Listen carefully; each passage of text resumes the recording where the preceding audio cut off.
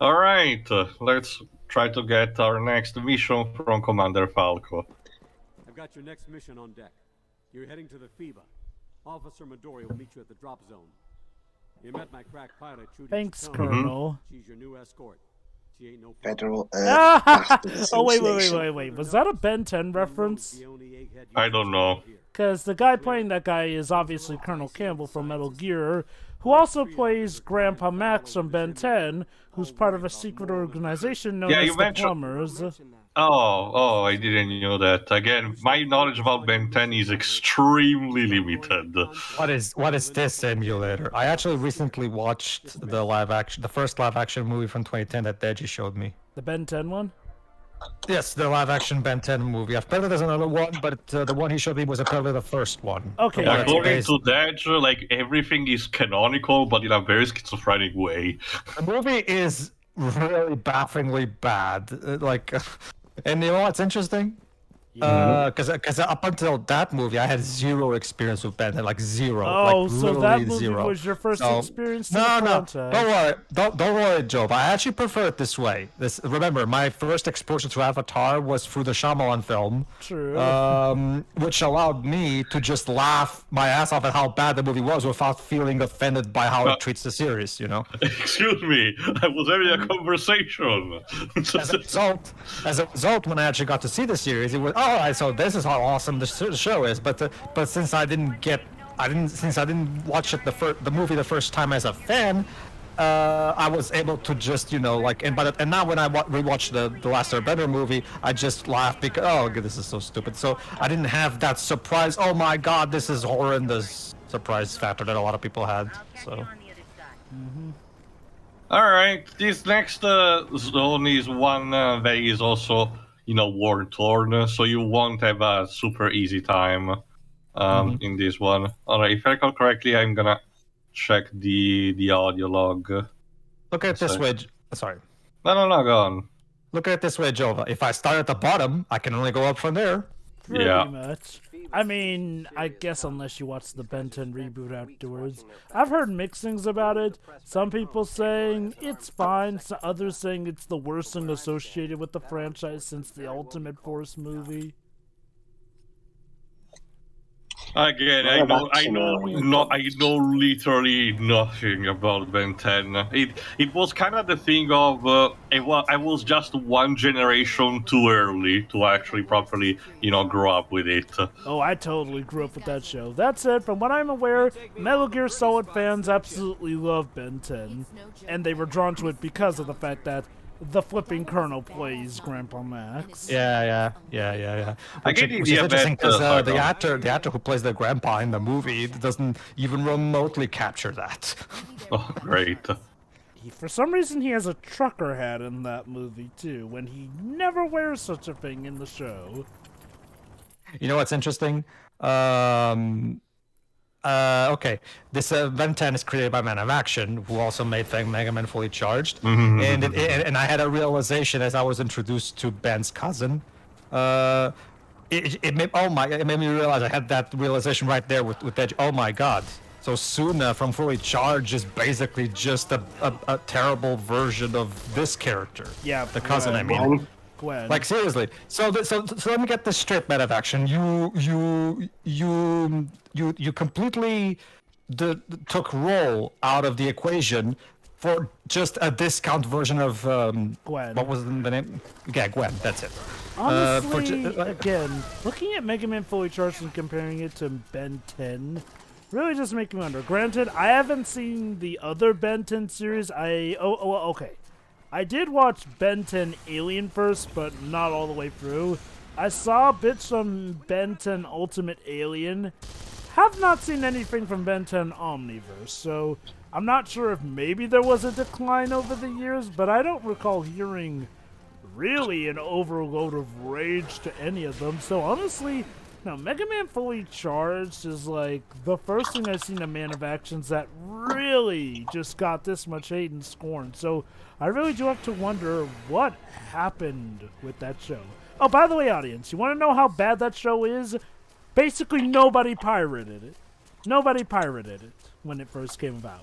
For a while. Since then, people have finally pirated it. It's now on watchcartoononline.com. That's the not thing, many though. people have been talking about it. Not even to to lambast it, with like official reviews or anything. That's Also, because the Cartoon Network did everything in their power to make sure nobody would even notice it exists. but that's the thing. Anyone who did watch it had almost nothing nice to say. Oh, there were some No. few fans, but let me put it like this: they're about as rare as the dodo bird at this point. But honestly, So there though, was a reason that. So basically, there was a reason Cartoon Network pretty much sent the show out to die. well, let's apparently be the honest, the comics are show much- is god awful. Apparently, the comics themselves are better, but Too little, too late, you say? So, I just don't care. so here's the at problem this with the point, comics. Here's the problem with the comics being better. In order to get the context of the comics, you still have to watch the show, don't you?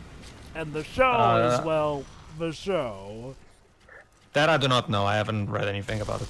Well, I assume because most people say that the comics are essentially a continuation of the show, so, like...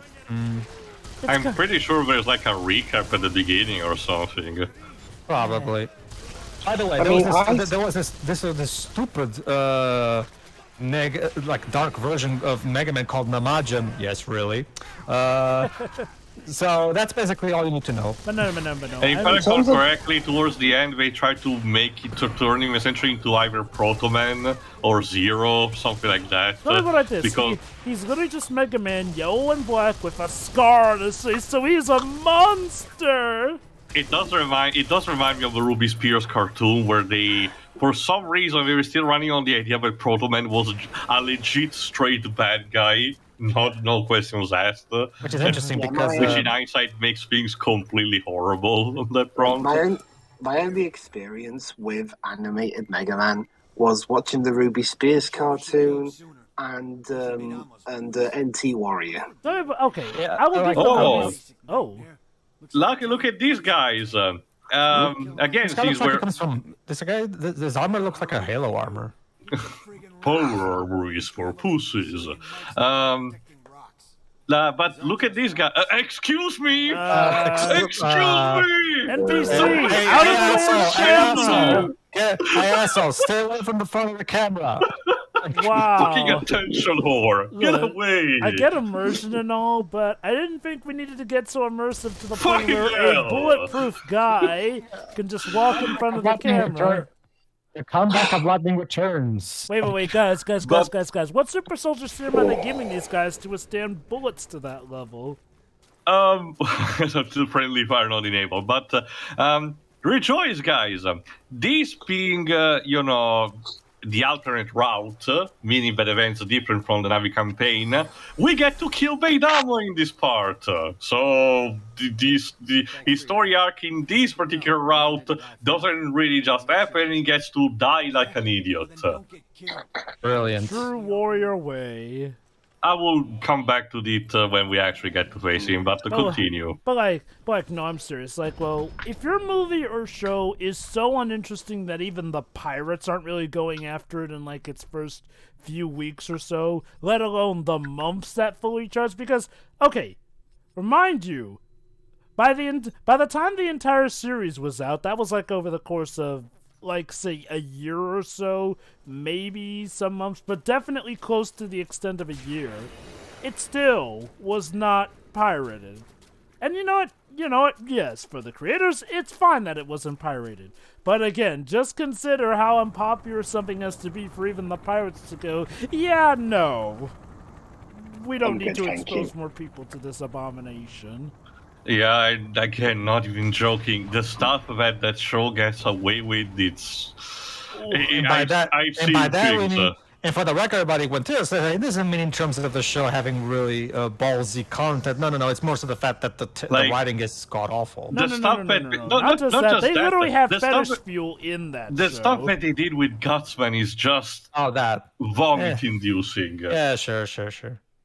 And yet, one of the few things they did do good was a take on bad box art Mega Man of all things. Also, the episodes with Woodman were fine, even if they completely changed his character.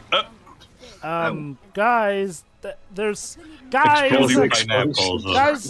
Guys, maybe we shouldn't be this close, guys. Hey, come on, Joe, man. We're moving here. You know, people kind of earn the right to die when you're this stupid. Just saying. Again, Could you imagine if they died while they were talking? just you wait until I actually read the part with the data log entries, because again, it reveals a couple of things with how the humans have to live on Pandora that, yeah, it recontextualizes things a bit. But since again, there's a lot of other backtracking going on, I'm just picking this up for the time being. Go on. No, for me, it's just like no, it was an interesting realization on my part that like it makes the fact that they remove Roll from Fully Charged all the more egregious. The fact that not only did you replace her with an original character, it's not even an original character that's unique. It's just a badly executed version of Gwen's character. Okay, I'm not saying you should go the NT Warrior route and turn Roll into Mega Man's lover, but I don't know. Have like a closer sibling or something. Okay. To be fair, Dwibs, NT Warrior has the excuse that that's a different continuity where Mega Man and Roll weren't brother and sister. It's still a bit odd, don't you think? After all those years of them being siblings, all of a sudden they're an item. Okay, Dwibs, you want to know what's really odd though? How about a remake of Mega Man 1 that actually did ship Mega Man and Roll? Basically, Dweebs, the thing about Anti-Warrior is that they're having this status quo while making sure that Mega Man and and Roll are still not anymore, siblings. Something that a couple of other not reboots, but other continuities that tried to be different did not change, and instead tried to have incestuous relationships. Which is interesting. Trust me, Dweebs, it could have been so much worse. Basically, Mega Man Powered Up blatantly suggests that Roll has a crush on Mega Man. And I'm talking about the classic Roll and classic Mega Man. Yeah, it's best to avoid something akin to Bride of Frankenstein. And then Because Bride of Frankenstein was created specifically to be a bride to the monster. Problem is, again, just like with Roll, it was created by the same guy, Dr. Frankenstein. So yeah, you can kind of consider them siblings, kind of. I guess, to be fair, Bride of Frankenstein is supposed to be a messed up venture all the same, so... With that also, Pedro, you can make the argument that being, Dr. Frankenstein being like a twisted version of God is literally creating kind of like Adam and Eve, in a sense. That reminds me, are we supposed to be getting a Bride of Frankenstein movie? I don't know, Jova. That movie has been in development now for so long, and I'm pretty sure Universal doesn't even remember we're supposed to be having the Dark Universe at this point. Well, okay, to be fair, I know that they pretty much announced that they were giving up on the Dark Universe, but I recall them saying that they were still going to at least release some of the projects. I'm gonna check in the meantime. In the meantime, just to mention quickly, for those who might not know, but might have some resembling on this particular track. It's one of the themes of the Tau Empire from Dawn of War: Dark Crusade. This was added. I decided to add it because I think it was fitting a bit with the themes of the Pandora Human, and it was added still a bit before.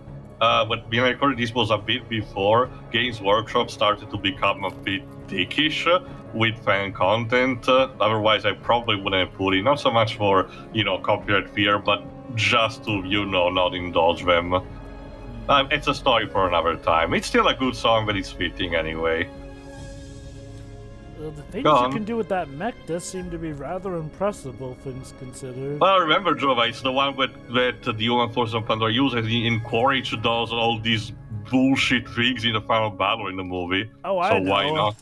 I know. So, okay, so I think you hinted earlier that you actually prefer playing as the human gameplay-wise. It's actually a bit more smooth to play, to be honest. I'm guessing so. So now we're having a mini kind of boss fight against, if you remember, the Viper Wolf, but the Panther. There you go, the Panther enemy, the one that also in the movie attacked the protagonist as well. if you recall correctly, in the Avatar campaign, we do actually encounter this thing, but more in a casual way, we managed to tame it. So in this case, instead, we just straight up had to kill it.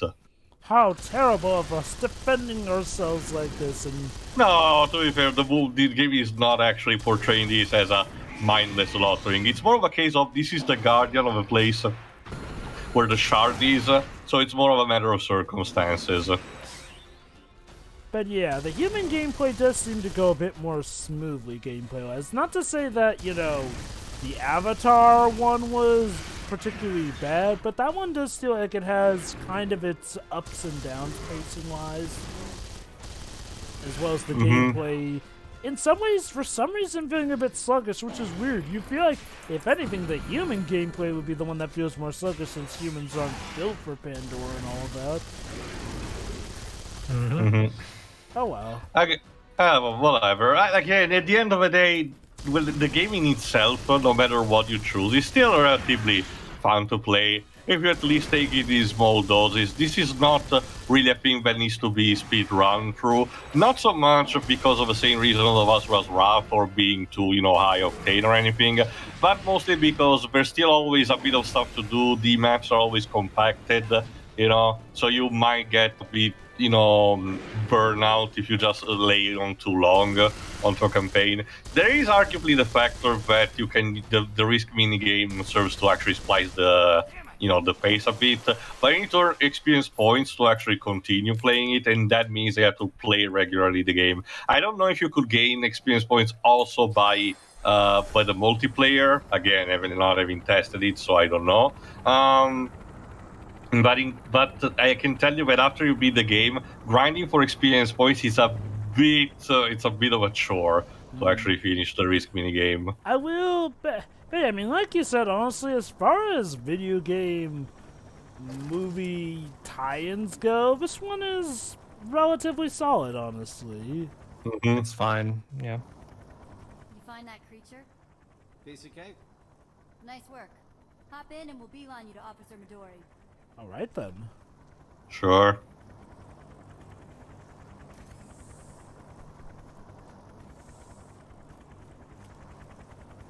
Anytime now. There we go.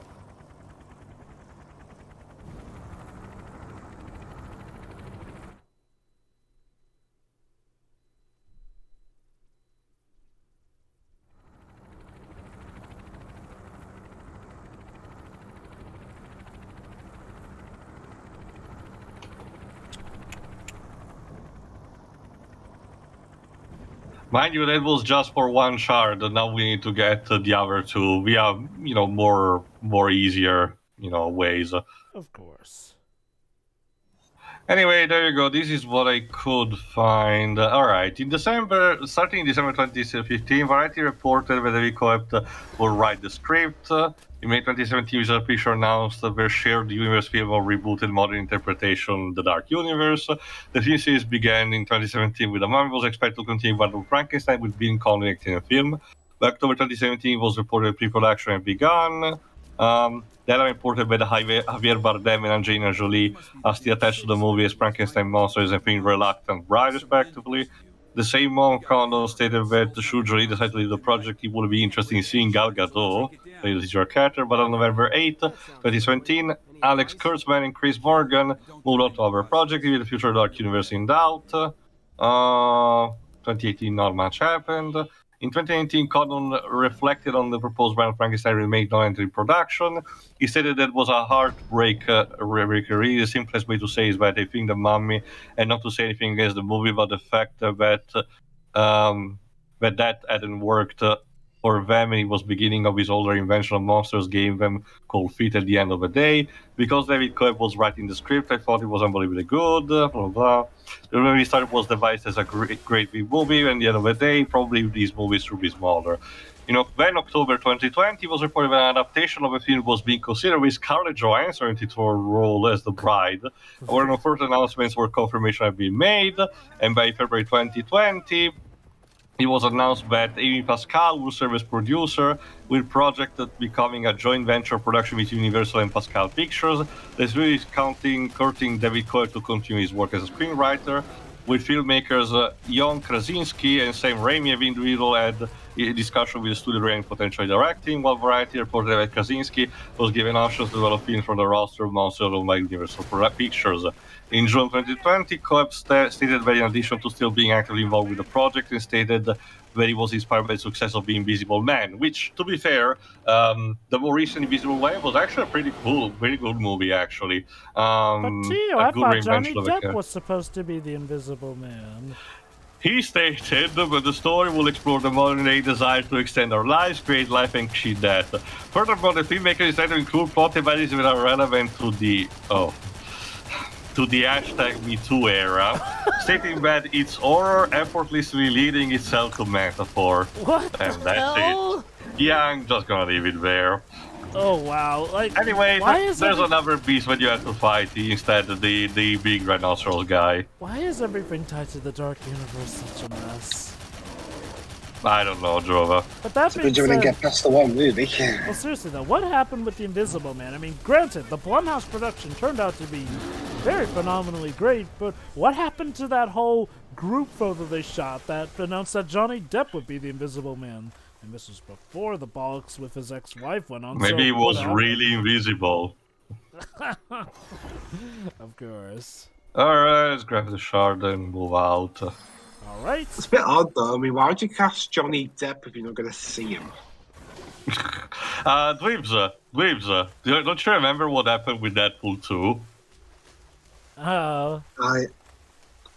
With Ryan Reynolds.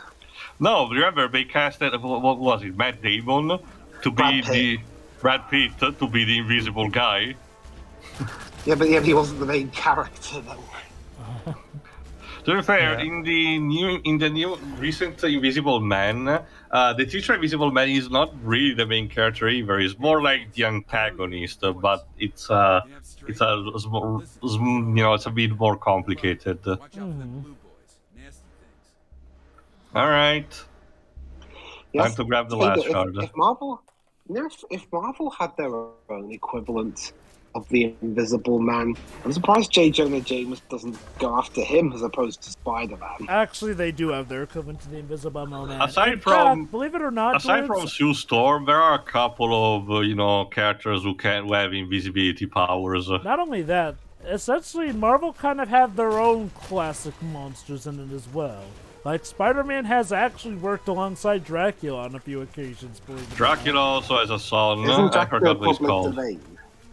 Yes, to be fair, yes. Pretty much a lot of the classic monsters are public. Okay, domain. to be fair, if I recall correctly, it's DC who has a bit more of their own versions of Universal monsters. Like Grant Morrison, I think, created the DC version of Frankenstein, which is pretty cool, actually. Yeah. Very soft-spoken. He's more like a poet more than anything. But and I'm pretty sure there was someone else too, but it's more DC than Marvel. Okay, if I recall correctly, Marvel had their own version of the Living Mummy, I think. Then we have, there's not really a Universal monster, but they had the equivalent of a werewolf, as in Werewolf by Night, which, I don't know how this will make public, but apparently the MCU is actually having a Halloween special being released on Disney Plus in Halloween 2022. So I'm actually looking forward to that, tied to Werewolf by Night. But aside from that, not too much. Sometimes they zigzag a bit with some of his characters. Like sometimes they explicitly call them by name, other times don't refer to them to explicitly avoid copyright. Like there was one entire line of Godzilla where Godzilla was considered canon to the Marvel universe, but ever since they had to only referring to broad terms like, say, that giant lizard. Hey, remember when Transformers were canon to the Marvel universe? Well, okay, originally they might have been, but it diverged to the point where Marvel actually dedicated an entire separate continuity to them. Two, in fact, one for the USA line, one for the UK line. I still remember when Black Suit Spider-Man showed up. Those were the days. That's a very universal Black Suit Spider-Man. Oh, and in case you're wondering, audience, it was before they retconned the suit into being a symbiote. basically around the time when this black suit was his regular suit. Well, the first time his black suit was his regular suit, and not the second or third time. Yeah, Yeah. I'd like to bring back the black suit quite a bit, be it either via the symbiote or just a version that Black Cat made because she thought he looked Merchandising FTW. Merchandising with the real money for the movie is made. Alright, now if I recall correctly, we're actually had to get to the tree and actually place the shards, but you can imagine Beidamo will actually arrive at that point. This is also the point where the Navi starts spamming Veron of the 80s, which can be a bit annoying. Like, say, they activate their running Naruto-esque like speed where they disappear for a second, you know? Here we go.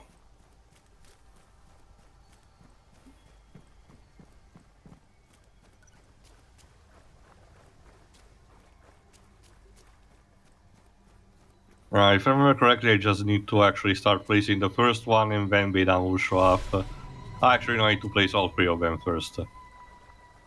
Again, just placing the correct tune of the song.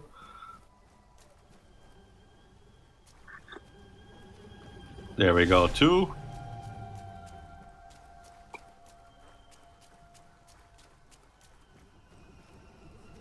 And 3. Neat.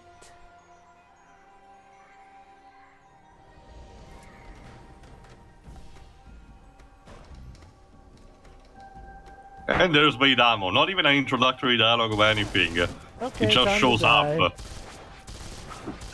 But we were gonna have such an interesting story arc where we become best buddies. Would have taken too long and not really had an amazing payoff. Time to die, bud.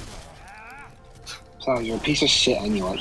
Pedro, I need an earthworm gene, eat dirt line. Can you help me on that? Dirt to clean. Yeah, that's gonna work. Alright. And Castellaneta specifically. Let's see. The Eat Dirt thing is also in the artwork for the games themselves, but it's Dan Castellaneta who really makes it sound awesome in the cartoon. So. Oh yeah, and by the way, the Navis also start using their healing abilities at this point, so that's nice too. There we go. That reminds me actually, since I'm still very much in a lot of time and changing my pick, I'm in celebration of the return of the franchise. I might just pick the old cartoon for the hell of it. Why not? We already done the games, might as well. But wait, hold Pedro, on, we we still haven't haven't done done. Earthworm Jim 3D. Don't worry, we'll get to it. Which version are you doing? The PC version, CD Projekt Red, remember they own goodoldgame.com. CD Projekt did a good job in making the game run on modern systems. So. And yeah, Beidamo basically just arrives and dies like that. That's what I meant back one of the early parts in saying that the weakness of doing one specific route is that characters that appear in another don't really have too much characterization and just shows up only to die very unceremoniously. But that's how it goes. I've seen already this kind of thing happening a couple of other times. The Navi are pulling out. You have anything to do with that? I got what we came for. Nice work, Ryder. Let's get your data back. It seemed like we were going something with that, but no. Let me Fine. guess. How about this, Jova? We can have a twofer. We can have the both the cartoon and the Jim 3D plumb through run side by side. There you go. If the time comes, we may need I feel like that should all be part of the project together. Anyway. Oh, right. Back to bed. Yeah. Yeah, anyway, basically, again, the scenes with Falco with each passing, gaining of the song is becoming a bit more, shall we say, wanting to be independent. So we need to actually keep an eye on him. So I'll actually get to report to Monroe instead. If I recall correctly, I'm gonna need only like 2 other songs after this. So from the human side of things, Falco was kind of going a bit off the deep end even from their perspective. Which does make sense because if you remember, at the start of the movie, he's not in charge anymore. You know what? I get, and you know what? I guess to give this game credit, it's not trying to paint all humans as just cold, heartless villains. Like, it seems to be specifically this guy in charge. You have to remember that God, I'm keeping forgetting your name, but whatever. The company is on Pandora is not technically Earth's military force. It's technically just a private army. Mind you, as I will mention when we read the data log, apparently the situation on Earth is so shitty that the company is basically like the Shinra. They do own almost everything, so they might as well be the de facto Earth invading force. Okay, that's a detail that I don't recall being told in the movie, so... Okay, let's hold up a sec. What the hell is this emulator? Yes, the emulator. We're searching for a dormant well of souls, right?